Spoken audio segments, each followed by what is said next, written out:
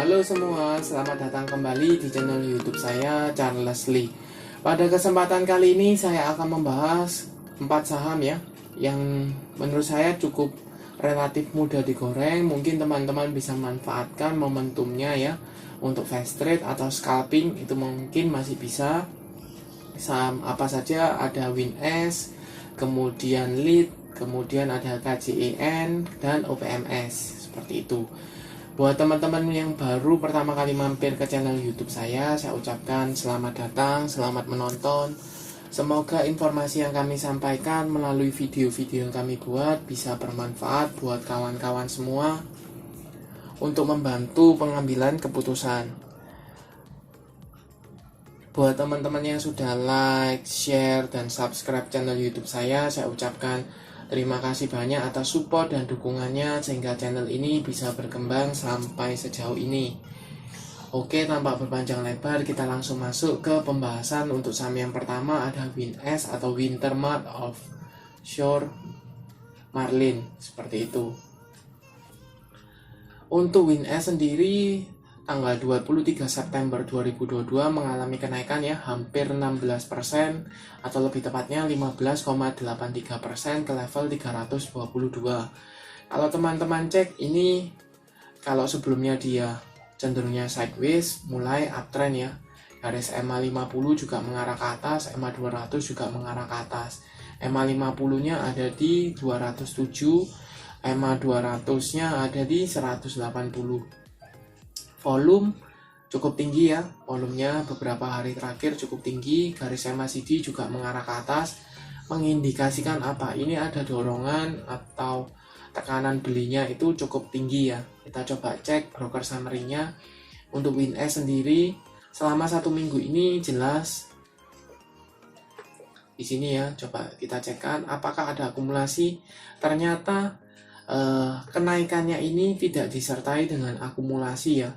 Malah cenderungnya dia cukup netral di sini ya.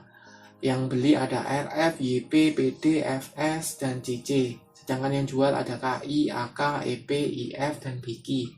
Seperti itu. Kalau rata-rata pun ini kurang lebih masih netral ya, seperti itu. Jadi kenaikannya ini tidak disertai dengan distribusi. Seperti itu. Kita coba cek per hari ya. Misalnya tanggal 23-nya sendiri. Di sini ini ada sedikit akumulasi ya, kenaikan akumulasi. Kemudian untuk tanggal 22-nya sendiri kita breakdown ya satu-satu. Distribusi. Jadi tanggal 22 itu kenaikannya disertai dengan distribusi seperti itu. Jadi mengakibatkan overall selama 1 minggu ini cenderungnya dia masih netral. Seperti itu. Nah, buat teman-teman apakah bisa entry sekarang? Ini kan mengalami kenaikan cukup tinggi ya. Terus kemudian dia mulai bergeraknya signifikan ya, seperti itu. Nah, mungkin teman-teman yang sudah punya posisi masih bisa hold, is okay. Tapi buat teman-teman yang belum punya posisi, apakah bisa entry sekarang? Kalau menurut saya ini ada area resist ya. Di daerah 320-an, di area resist di sana. Jadi teman-teman bisa wait and see. Kalau seandainya dia mampu break, teman-teman buy on breakout, itu mungkin masih bisa. Tetapi kalau seandainya dia gagal, maka tunggu kembali di daerah supportnya ya. Ada support di sekitar 260 sampai dengan 240, ini area support ya. Area resist sebelumnya sekarang menjadi support. Seperti itu. Jadi mungkin bisa tunggu di area sana seperti itu. Takutnya kalau dia seandainya gagal ya, kemudian distribusi, maka ARB mungkin 3-4 kali baru di daerah support ini seperti itu. Jadi teman-teman bisa wait and see dulu ya, tunggu momentumnya. Kalau dia mampu breakout, teman-teman bisa buy on breakout seperti itu. Itu untuk WinS. Tetapi oh ya, saya lupa informasikannya. Ini karena cenderungnya relatif mudah diangkat, mudah digoreng, maka teman-teman harus disiplin untuk cut loss ya, seperti itu. Kita coba ke saham kedua, ada Lead, Logindo Samudra Makmur Tbk. Untuk Lead sendiri juga mengalami peningkatan cukup signifikan ya. Kalau teman-teman cek di kisaran harga 50-an, sekarang sudah di harga 100. Seperti itu. Tanggal 23 September 2022 mengalami kenaikan 8,7% ke level psikologis di 100 ya. Sempat menyentuh level tertingginya di 109 tetapi ditutup di level 100. Posisi EMA 50-nya ada di 62, EMA 200-nya ada di 55. Volume 3 hari terakhir ini meningkat, atau lebih tepatnya ketika dia mengalami kenaikan, volumenya dia tinggi, tapi pada waktu koreksi volumenya mengecil, seperti itu. Untuk garis MACD jelas mengarah ke atas ya. Ini apakah ada akumulasi? Kita coba cek broker summary-nya ya.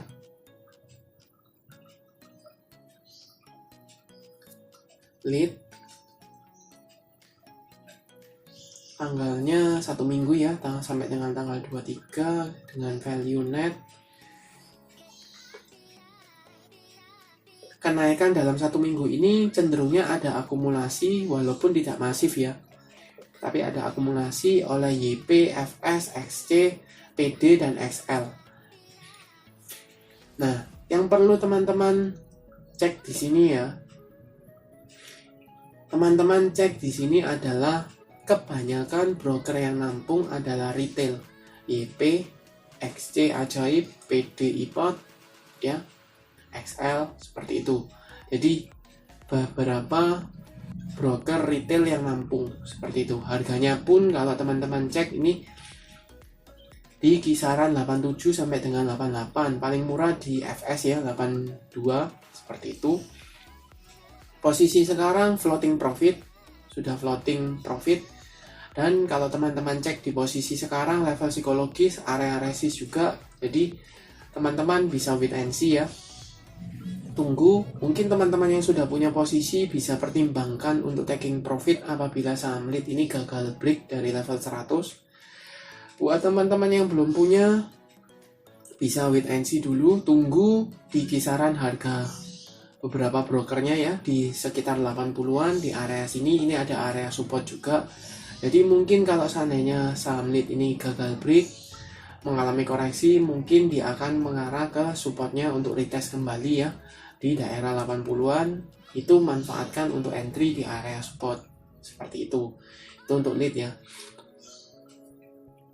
Kita lanjut ke saham ketiga, ada OPMS, Optima Prima Metal Sinergi Tbk.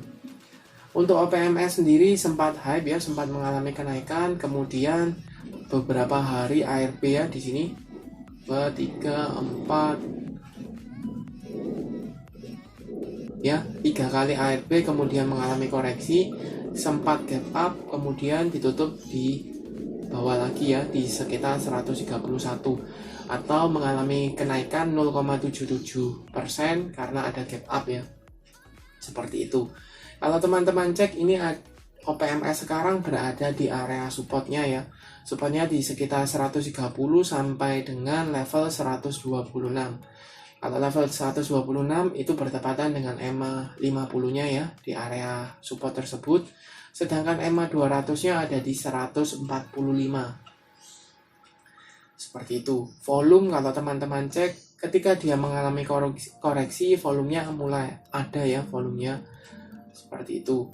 Kemudian garis MACD jelas mengarah ke bawah mengindikasikan ada tekanan jual. Kita coba cek broker summary-nya dari OPMS ya. OPMS selama 1 minggu ini apakah distribusi? Cenderungnya netral ya. OPMS cenderungnya netral. Jadi tidak ada akumulasi maupun distribusi ya. Yang jual, yang beli ada SQ, BQ, KK, YU, XA.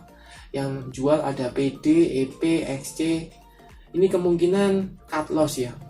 PD, EP, PD ini IPOT, EP ini MNC, XC ini Ajaib, DR, dan HP seperti itu. Jadi kebanyakan retail jualan ya, mungkin cut loss seperti itu. Nah, buat teman-teman yang mungkin mau spekulasi buy, mungkin bisa di area supportnya ini ya. bisa spekulasi buy di antara 126 sampai dengan 130, 131 itu bisa.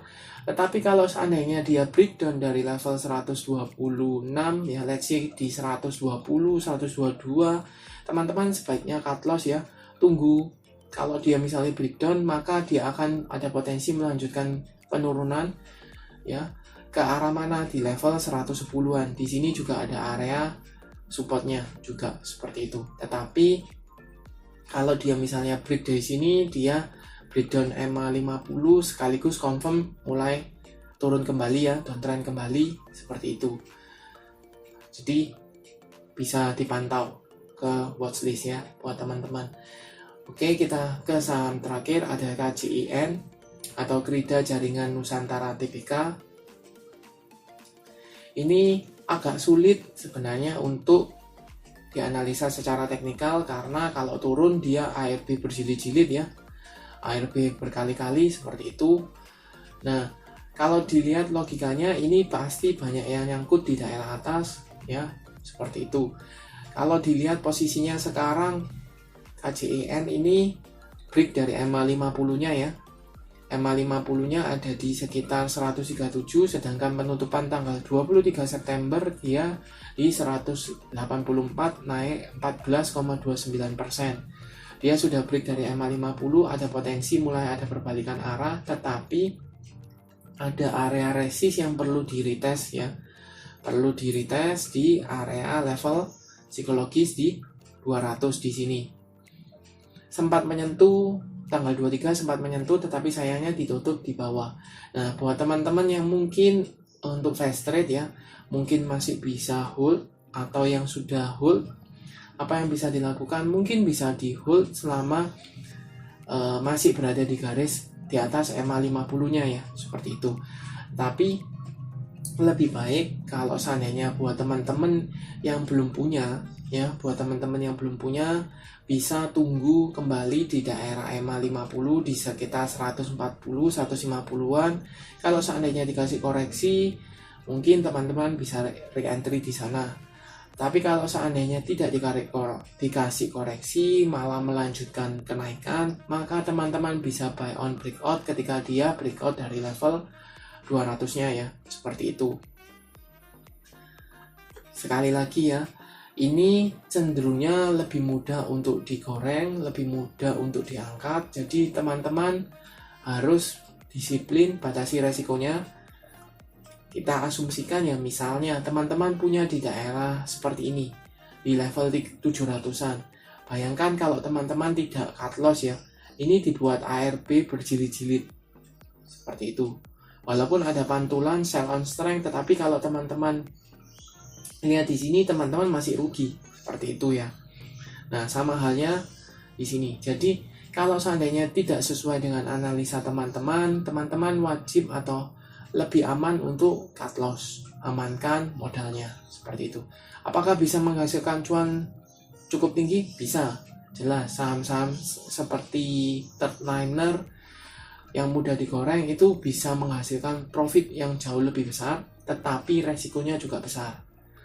Tinggal teman-teman batasi aja resikonya seperti itu. Oke, sekian untuk video kali ini. Disclaimer on ya, teman-teman bisa pantau untuk dapatkan cuan juga mungkin masih bisa, tapi batasi resikonya. Oke, sekian video kali ini. Terima kasih sudah menonton sampai akhir. Jangan lupa like, share, dan subscribe channel YouTube saya, dan nantikan video analisa saham berikutnya. Terima kasih sudah menonton.